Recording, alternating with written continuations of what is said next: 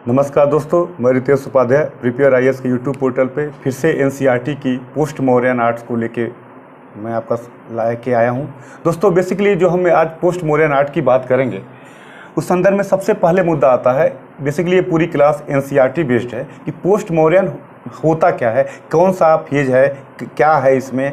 इसके आधार पे हम देखेंगे कि कला में क्या क्या परिवर्तन दिखा, आर्ट में क्या क्या चेंजेज हुए, इस चीज़ को समझने की हम कोशिश करेंगे। दोस्तों थोड़ा सा आर्ट बताने के पहले मैं आपको बता दूं पोस्ट मौर्य में क्या है, उसके बाद हम देखते हैं कि मुद्दा क्या है, कैसे क्या होगा।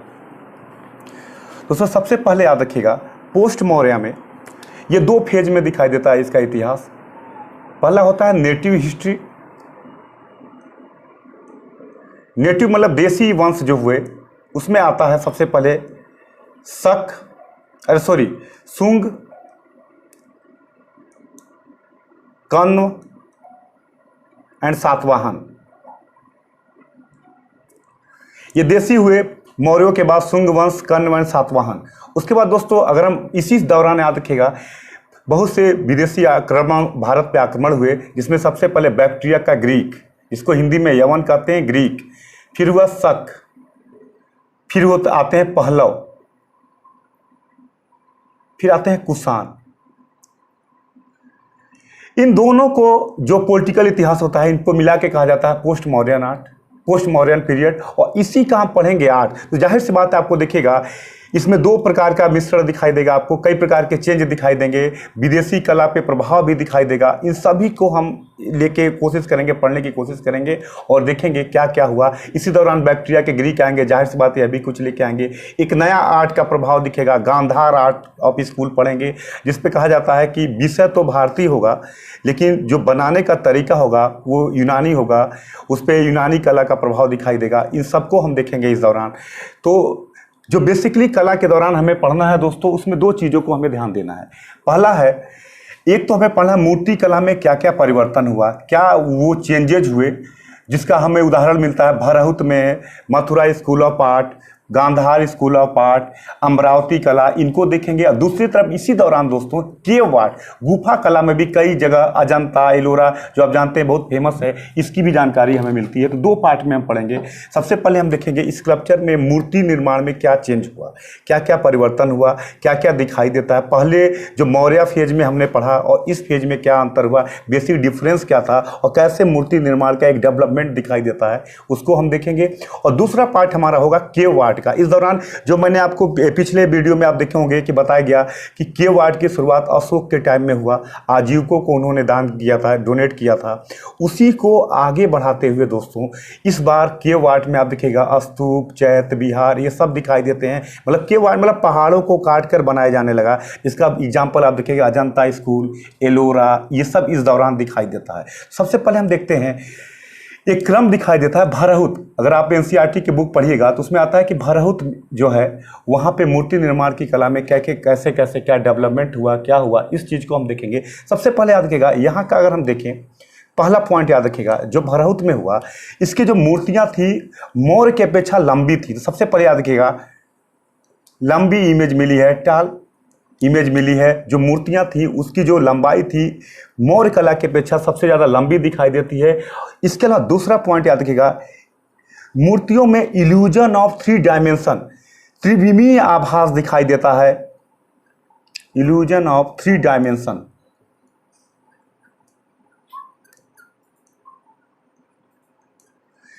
त्रिविमीय मूर्तियों का आभास दिखाई देता है और पहले के अपेक्षा मूर्तियां लंबी दिखाई देती है। और तीसरा पॉइंट याद रखिएगा दोस्तों, इनमें सबसे ज़्यादा अगर हम देखें तो बुद्ध की जीवन के बारे में, बुद्ध की जातक कथाओं को इनको क्या किया गया है, यहाँ पे वर्णित किया गया है। बुद्ध के बारे में, बुद्ध के जीवन में क्या क्या हुआ, इन चीज़ों को दिखाया गया है। जातक कथाओं को वर्णित किया गया है, इसके चित्र को यहाँ पे दिखाया गया है। इसके अलावा एक बहुत फेमस चित्र है मैं क्वीन की, जिसमें मैं आपको बता दूँ उसमें बेसिकली क्या है कि माया देवी हैं और कहा जाता है कि एक एलिफेंट आता है उनके गर्भ में। उस चीज़ को बहुत बढ़िया तरीके से मूर्ति निर्माण में दिखाया गया है। तो अगर हम बात करें तो अगर याद रखिएगा कि इसमें स्पेस पूरा का पूरा अवेलेबल था, इमेज लंबी होती थी, इल्यूजन ऑफ 3 डायमेंशन दिखाई देता है, बौद्ध और जातक कथाओं के बारे में दिखाई देता है।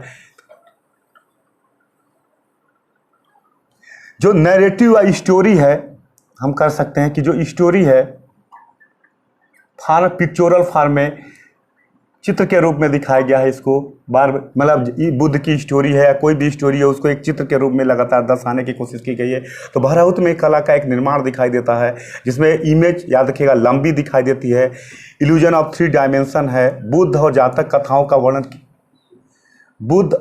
कथाओं का वर्णन किया गया है। इसके लिए याद रखिएगा कि चित्रों को हम कह सकते हैं कि एक तरीके से जो चित्र दिखाए गए हैं उसमें एक इमोशन दिखाई देता है। एक तरीके से कह सकते हैं कि पूरा का पूरा इमोशनल उसको दिखाया गया है। ये आपका बहराउत का आर्ट का या चित्र को दिखाया गया है।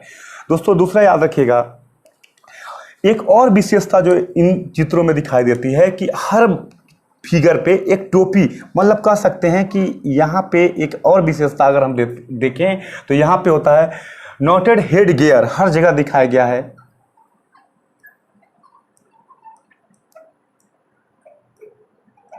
नॉटेड हेड गियर मतलब एक प्रकार का हम कह सकते हैं टोपी दिखाया गया है। और एक जो लिख लीजिएगा, एक महत्वपूर्ण जो मूर्ति है, मैंने बताया वन इम्पोर्टेंट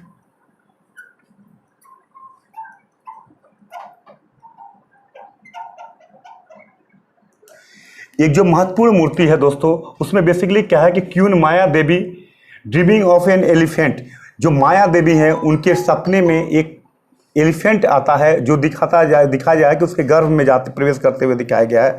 तो एक तरीके से इन तरह का जो एक रहा naturalistic representation of human and animal, अगर हम कहें दूसरा विशेषता कहें तो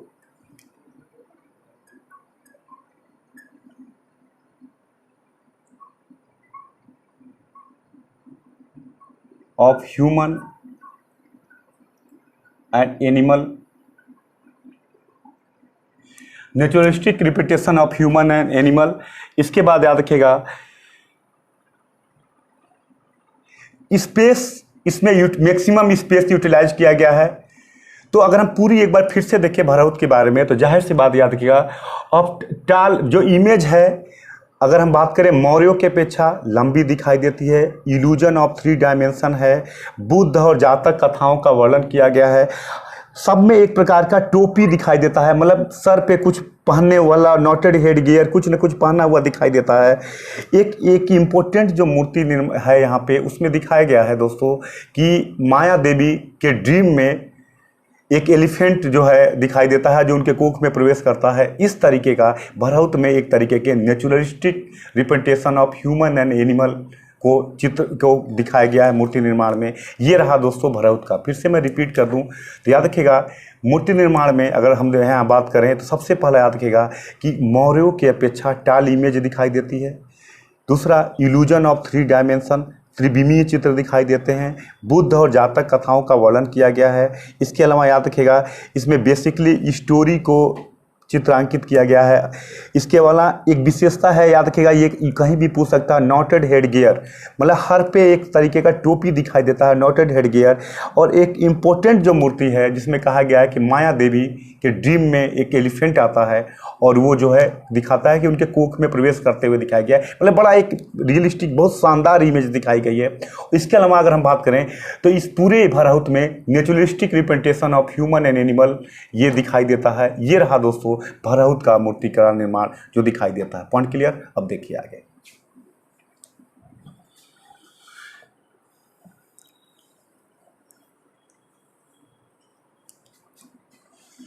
पर ये ध्यान से देखिएगा बहुत ही इंपॉर्टेंट टॉपिक है। कई परिवर्तन होते हैं इस काल में। अगर हम देखेंगे तो हिंदू धर्म में भी कई परिवर्तन दिखाई देते हैं, तो मूर्ति निर्माण में भी एक विविधता दिखाई देती है जो यहाँ पे आपको देखने को मिलता है। तो ये रहा दोस्तों बहराउत के बाद अगर हम क्रम देखें तो 2 स्कूल इसी फेमस हुए आर्ट के। एक था गांधार, दूसरा था मथुरा। स्कूल ऑफ आर्ट बहुत फेमस हुए मूर्ति निर्माण कला में। अगर हम बात करें तो एक है गांधार, दूसरा है मथुरा।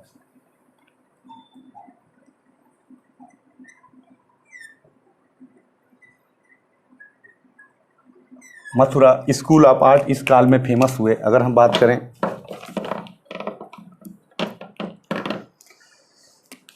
सबसे पहला जो परिवर्तन अगर हम देखें इस काल में इसमें हुआ, तो अभी तक इसके पहले जितनी भी मूर्तियां मिलती थी तो बुद्ध को हम सिंबॉलिक रूप में दिखाते थे, प्रतीक के रूप में दिखाते थे। इस काल में याद रखिएगा, चाहे गांधार आर्ट ऑफ स्कूल हो, चाहे मथुरा आर्ट ऑफ स्कूल हो, बुद्ध को ह्यूमन फॉर्म में दिखाया जाने लगा, मतलब मानवीय रूप में दिखाया जाने लगा। सबसे बड़ा परिवर्तन याद रखिएगा, इस काल में बुद्ध को ह्यूमन रूप में दिखाया जाने लगा। और इसके अलावा याद रखिएगा कि जो गांधार स्कूल था, गांधार स्कूल पे अगर हम कॉन्फ्लुएंस की बात करें कि किसका प्रभाव था, तो याद रखिएगा बैक्टीरिया का प्रभाव दिखाई देता है। इसके अलावा आपको याद रखिएगा पार्थिया का प्रभाव दिखाई देता है। इसके अलावा लोकल गांधार ट्रेडिशन भी दिखाई देता है। बड़ा आराम से देखिएगा, बहुत शानदार टॉपिक है। मतलब गांधार स्कूल ऑफ आर्ट की बात करें तो इसमें बुद्ध को ह्यूमन रूप में दिखाया गया है।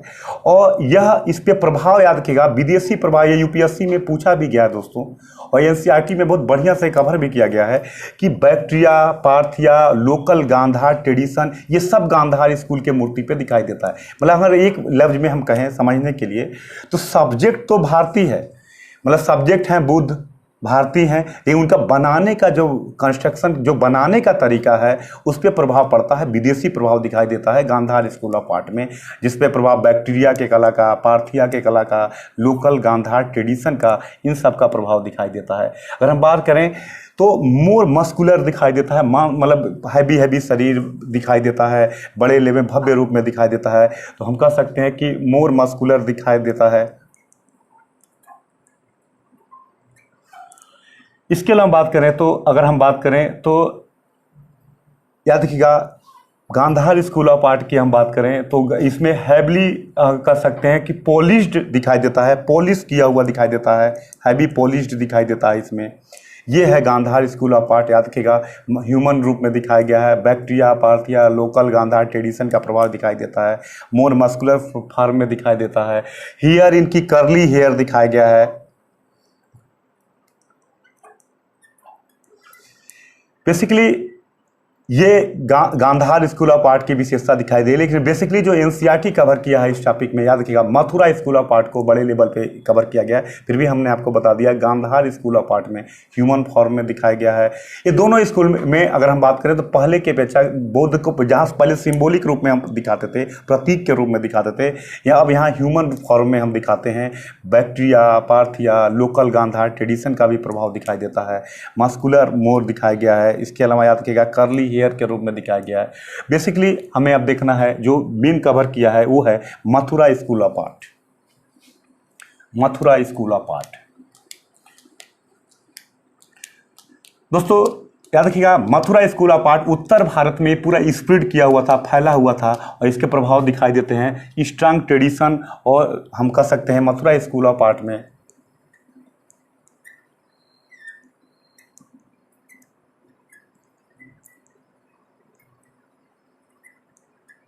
strong tradition and spread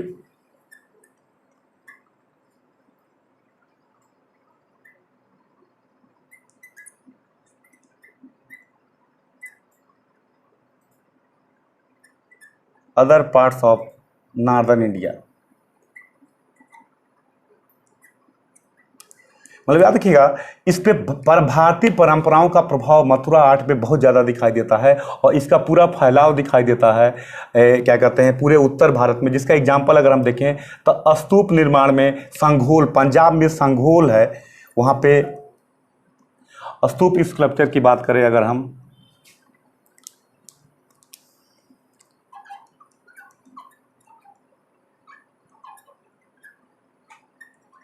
Sanghol Punjab, यहाँ पे याद रखिएगा ये दिखाई देता है, इसका प्रभाव पूरे मतलब मथुरा आर्ट का प्रभाव पूरे उत्तर भारत में दिखाई देता है, और इस पे भारतीय परंपराओं का प्रभाव दिखता है। और एक इसका एग्जांपल मिलता है। याद रखिएगा ये सब बहुत ही इंपॉर्टेंट टॉपिक है, और इसको समझिएगा कि ये देसी कला का प्रभाव, अगर हम सामान्य भाषा में कहें देसी कला का प्रभाव दिखाई देता है मथुरा आर्ट में, मतलब स्ट्रांग ट्रेडिशन है, परंपराएँ दिखाई देती हैं, और उत्तर भारत में इसका पूरा फैलाव दिखाई देता है। जिसका एग्जाम्पल मिलता है एक संघोल पंजाब में, और अगर हम बात करें तो इसमें हमने कहा कि परंपरा, तो दोस्तों कैसे परंपरा, तो अगर हम बात करें तो Buddha image is Mathura are modelled on the earlier yaksha image. जो हम मौर्य काल में यक्ष और यक्षिणी की मूर्तियां देखते थे उसी का एक कह सकते हैं कि बदला रूप और सांचे में ढाला हुआ रूप दिखाई देता है। तो अगर हम कहें तो यहाँ पे the Buddha image is Mathura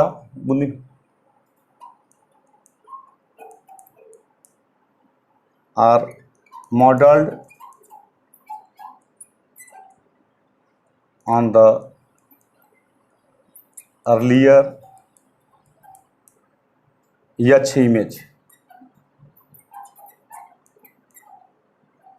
मतलब हम कहें तो जो यक्ष यक्षिणी की परंपरा पहले चली आ रही थी उसी का एक नया रूप दिखाई देता है, उसी का एक नया प्रभाव दिखाई देता है बुद्ध की मूर्तियों में। और यहाँ दोस्तों एक चीज़ और याद रखिएगा, केवल बुद्ध की ही नहीं मिली है इमेज, यहाँ शैव और वैष्णव, मतलब हम कह सकते हैं कि शैव और विष्णु इन दोनों का भी यहाँ पे प्रभाव दिखाई देता है, इनकी भी मूर्तियाँ यहाँ पे दिखाई देती हैं। भगवान शैव और वैष्णव संप्रदाय की भी मूर्तियाँ यहाँ पे दिखाई देती हैं। अगर हम बात करें तो शिव और विष्णु की भी यहाँ पे इमेज और मूर्तियाँ दिखाई देती हैं, इनका प्रभाव दिखाई देता है।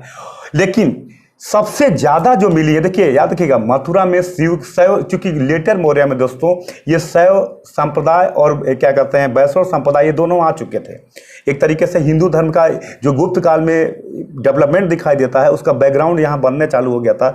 मतलब शैव और वैष्णव एक नए रूप में आ चुके थे, तो इसका प्रभाव मथुरा आर्ट पे दिखाई देता है। और शैव और विष्णु की भी चित्रें मिली हैं, मूर्तियां मिली हैं, लेकिन सबसे ज़्यादा जो मिला है वो मिला है बुद्ध की। याद रखिएगा पॉइंट को, सबसे ज़्यादा अगर हम बात करें तो सबसे ज़्यादा न्यूमरस जो इमेज मिली है वो मिली है बुद्ध की मिली है, लेकिन शैव और वैष्णव का भी मिला है। याद रखिएगा, और इनके प्रतीक शिव, याद रखिएगा शिव के दोनों लिंग आकार के भी मिले हैं और इनके ह्यूमन फॉर्म में भी मूर्तियाँ मिली हैं, विष्णु के भी मिले हैं। और याद रखिएगा इनके सिंबल जो इनके विपेंस थे वो भी दिखाया गया है, जैसे कि त्रिशूल है, जो भी इनके चक्र हैं, विपेंस हैं, मतलब उनको भी इमेज में शो किया गया है यहाँ पे। याद रखिएगा।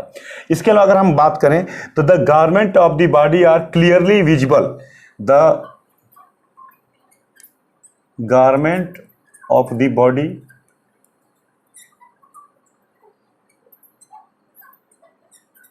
Clearly visible and covered the left shoulder. याद रखिएगा, the garment of the body are clearly visible and covered the left shoulder. मतलब याद रखिएगा जो कपड़ा था एक तरीके से शरीर पे कपड़ा पूरा विजिबल होता है, दिखता है कि मूर्तियों में कपड़ा दिखाई देता है, और कहते हैं कि बाएं कंधे को कवर करता था। याद रखिएगा एक विशेषता थी जो इनके कपड़े, एक पतला कपड़े का आवरण जो दिखता था वो दिखता था, विजिबल होता था। और याद रखिएगा एक तरीके से लगता था कि बाएं जो लेफ्ट शोल्डर था उसको कवर कर रहा था। तो मैं अगर फिर से बात करूं दोस्तों तो मथुरा स्कूल ऑफ आर्ट में उत्तर भारत का एक परंपरा दिखाई देता है कला का। इसमें शिव का भी इमेज मिलती है, विष्णु की भी इमेज मिलती है, लेकिन सबसे ज़्यादा दोस्तों बुद्ध की मिलती है। याद रखिएगा, और ये जो बुद्ध की इमेज मिली है हम कह सकते हैं कि पुराने यक्ष का ही मॉडल एक कह सकते हैं नया रूप में ढाला हुआ मिलता है। और इसके अलावा याद रखिएगा जो कपड़ा है, the garment of the body are clearly visible, पूर्णतः दिखाई देता है, and cover the left shoulder, और बाएं कंधे को कवर करते हुए ये दिखाया जाता है। इसी का अगर हम देखें तो इसी परंपरा को आगे बढ़ाया जाता है तो दो और स्कूल दिखाई देते हैं, वो है सारनाथ और कौशाम्बी में। दोस्तों याद रखिएगा इसी मथुरा स्कूल के भी थोड़ा सा परिवर्तन के साथ एक नया डेवलपमेंट दिखाई देता है, वो दिखाई देता है सारनाथ और कौशाम्बी जो इलाहाबाद के पास है। यहाँ पर भी मूर्ति निर्माण का एक नया डेवलपमेंट दिखाई देता है।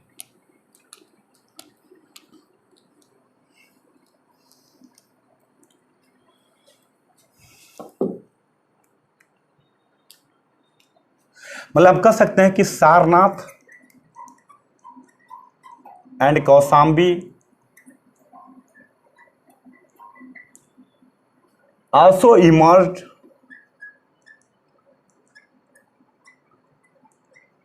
Sarnath and Kaushambi also emerged as an important center of art production. Emerged as important center of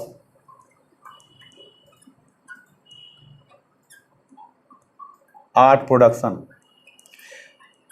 याद देखिए ये पूरी क्लास दोस्तों एनसीईआरटी बेस्ड है। अगर आप एनसीईआरटी की बुक पढ़िएगा तो पूरी की पूरी जो कवर किया गया है ये पूरी है कि जिससे कि जो भी इंटर पास किए हों, अंडर ग्रेजुएट हों या जिनको यूपीएससी देना है, तो जो कहते हैं एनसीईआरटी को पूर्णतः कवर करने की कोशिश की गई है और पूरा उसी को बेस बना के पूरी क्लास आपको बताई जा रही है। याद याद रखिएगा, मतलब मथुरा आर्ट में ही एक नया ट्रेडिशन दिखाई देता है। Sarnath and Kaushambi are emerge as a important centre of art production, मतलब कला के रूप में सारनाथ और कौशाम्बी भी डेवलप हुए। अगर हम बात करें तो इमेज इन सारनाथ है transparent drapery covering both shoulders. अगर हम बात करें तो एक, अब देखिए जो हमने पढ़ा मथुरा में लेफ्ट शोल्डर को कवर करता था, यहाँ पे जो इमेज या जो भी ऊपर कपड़ा दिखाई देता है वो दोनों कंधे को एक तरीके से क्या करता था, कवर करता था। अगर हम बात करें image in Sarnath,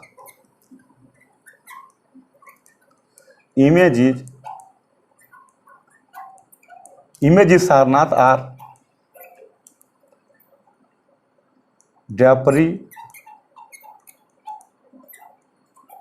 covering both shoulder.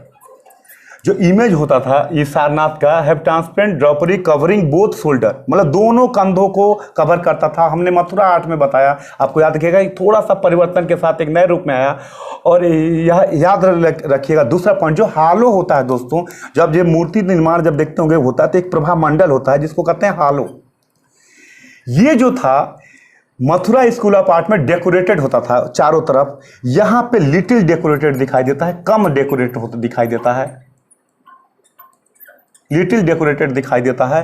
और इस तरीके से एक नए रूप में उसी को नए रूप में दिखाने की यहाँ पे कोशिश की गई। तो ये रहा, मैंने 3 चीजें बताया। भरहुत में मूर्ति निर्माण की परंपरा कैसी थी, इसके बाद हमने बताया गांधार स्कूल ऑफ आर्ट, हमने बताया मथुरा स्कूल ऑफ आर्ट, और इसी का उत्तर भारत में एक थोड़ा सा सारनाथ और कौशाम्बी में भी एक नए रूप में इस काल में कला का एक नए रूप में एक तरीके से कहते हैं एक नए सेंटर के रूप में ये लोग उभरे थे। Point clear. इसके बाद अगर साउथ इंडिया की हम बात करें, इसी चूंकि याद रखिएगा मैं पूरे इसलिए बात करूँ कि सातवाहन एक तरीके से याद रखिएगा कि एकदम सेंटर में थे और इनका प्रभाव साउथ में भी दिखाई दे रहा था। और चूंकि बाहर उत्तर में कई आक्रमण हो रहे थे, यवन शक पहलव कई प्रकार की परंपराएं परिवर्तित हो रही थी।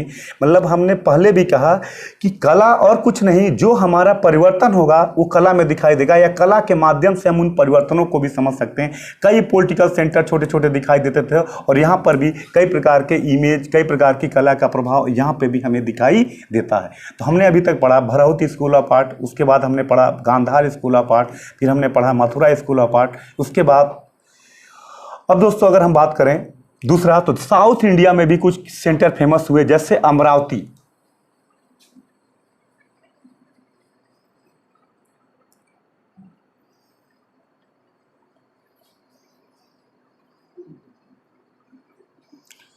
साउथ इंडिया में अगर हम बात करें तो इमर्ज हुआ, अगर हम बात करें अमरावती, नागार्जुन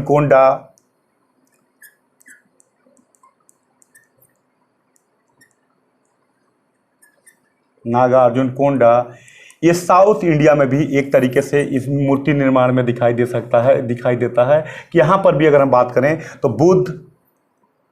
बुद्ध की जो जातक कथाएं हैं, इनको इन चीज़ों को यहाँ पर भी दिखाने की कोशिश की गई, एक नए परंपरा के रूप में इनको दिखाने की कोशिश की गई। और यहाँ पे भी हम बात करें तो एक तरीके से स्टोरियों को, बुद्ध के जीवन से जुड़े हुए कहानियों को यहाँ पर भी चित्रण करने की कोशिश की गई, एक नए परंपरा के साथ इसको दिखाया गया। ये था दोस्तों पूरा का पूरा एक फेज हमने बताया जो मूर्ति निर्माण कला के स्कूल हुए। फिर से मैं रिपीट कर दूँ तो भरहुत में अगर हम बात किए पहले, तो भरहुत में याद रखिएगा टाल इमेज है, पहले की अपेक्षा दिखाई देता है। इल्यूजन ऑफ 3 डायमेंशन, त्रिविमीय चित्र दिखाई देते हैं। यहाँ पे बुद्ध और उनसे जुड़े हुए जीवन की घटनाओं को दिखाया गया है। एक बहुत फेमस घटना हुई जिसमें माया देवी को स्वप्न आता है और उस स्वप्न को बहुत सही तरीके से यहाँ पे दर्शाया गया है। इसके बाद हमने आपको बताया गांधार स्कूल ऑफ आर्ट, जिसमें बोला कि विषय तो भारतीय है लेकिन बनाने का तरीका जो है विदेशी है, जिसमें हम प्रभाव दिखाई देता है, बैक्टीरिया का प्रभाव दिखाई देता है, पार्थिया का प्रभाव दिखाई देता है, एंड लोकल गांधार ट्रेडिशन का प्रभाव दिखाई देता है। यहाँ पे फिगर में मस्कुलर दिखाया गया है। इसके अलावा अगर हम बात करें, ये क्या कहते हैं, बेसिकली जो फेमस हुआ मथुरा स्कूल ऑफ आर्ट, इसका स्ट्रांग ट्रेडिशन दिखाई देता है उत्तर भारत में। इसका एक एग्जाम्पल पंजाब के संघोल में मिलता है। हमने बोला मथुरा स्कूल ऑफ आर्ट में केवल बुद्ध की ही नहीं, शैव और वैष्णव की भी इमेज को दिखाया गया है। शिव और के दोनों रूप को, लिंग रूप को भी और मानवीय रूप दोनों को दिखाया गया है। इसके अलावा अगर हम बात करें तो उनके वीपन्स को भी नए रूपों में दिखाया गया है। लेकिन सबसे ज़्यादा इमेज मिला है बुद्ध की मिली है, इसमें याद रखिएगा। और जो कपड़ा पहने हैं विजिबल है, दिखता है, एक जो लेयर पहने हैं और लेफ्ट शोल्डर को कवर करते हुए दिखाया गया है, याद रखिएगा आपका मथुरा स्कूल ऑफ आर्ट में। मथुरा स्कूल ऑफ आर्ट के दौरान, इसी दौरान उत्तर भारत में 2 सेंटर और इमर्ज हुए जो मैंने बताया, वो था आपका सारनाथ और कौशाम्बी, बड़े लेवल में सेंटर इमर्ज हुए इसी काल में। और इसी दौरान दक्षिण भारत में भी कुछ सेंटर बने, जैसे अमरावती है, नागार्जुन कोंडा है। ये एक फेज रहा, हमने जो पूरा आपको बताया। अगले टॉपिक में हम बताएंगे इसी दौरान केव आर्ट की शुरुआत हुई, गुफा कला, जिसमें अजंता, एलोरा, बाघ, इनकी क्या क्या विशेषता हुई उसको हम डिस्कस करेंगे। धन्यवाद।